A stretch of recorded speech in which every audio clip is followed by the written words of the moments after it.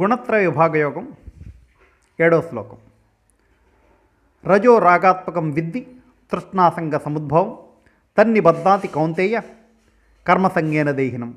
మరోసారి, రజో రాగాత్మకం విద్ధి తృష్ణాసంగ సముద్భవం తన్నిబద్ధాతి కౌంతేయ కర్మసంగేన దేహినం. త్రిగుణాల్లో రజోగుణం కోరికలతోనూ పోటీతత్వంతోనూ నిండి ఉంటుంది. మనకు కనిపించే ప్రపంచం వృద్ధి అవ్వడానికి కారణం మొత్తం అదే అవుతుంది. ఒక యుక్త వయస్కుడు మంచి ఉద్యోగం వ్యాపారం కావాలనుకుంటాడు.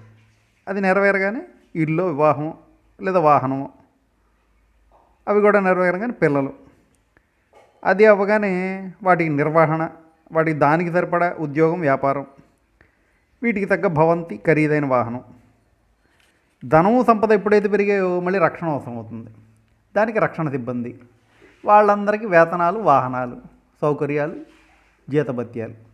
ఇది ఇలా నడుస్తుండగానే మనకన్నా పెద్ద ధనవంతుడు కనిపించినప్పుడు మళ్ళీ లోపల మనం ఆ స్థాయిలో లేమే అనే బాధ, కోరిక. అంటే మళ్ళీ మొదటికి వచ్చింది.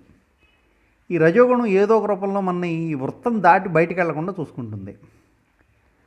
మంచి పనుల్లోనూ దానాల్లోనూ వాళ్ళకన్నా ఎక్కువ చేయాలి, వీళ్ళకన్నా ఎక్కువ చేయాలి అనిపిస్తుంది. లాక్కోవడంలోనూ అంతే, దాచుకోవడంలోనూ కూడా అంతే. అందరికన్నా ఎక్కువ తన దగ్గరే ఉండాలనిపించడానికి కారణం కూడా ఈ రజోగుణమే. ఖర్చులు దుబారాల్లో కూడా, అంటే వివాహాలు చేసేటప్పుడు, భోజనాలు పెట్టేటప్పుడు అందరికన్నా గొప్పగా చేయాలి, మన పేరు అందరూ చెప్పుకోవాలనిపించడానికి కారణం రజోగుణమే. ఈ గుణం వల్లే మహామహా సామ్రాజ్యాలు సృష్టించబడ్డాయి, నాశనం చేయబడ్డాయి.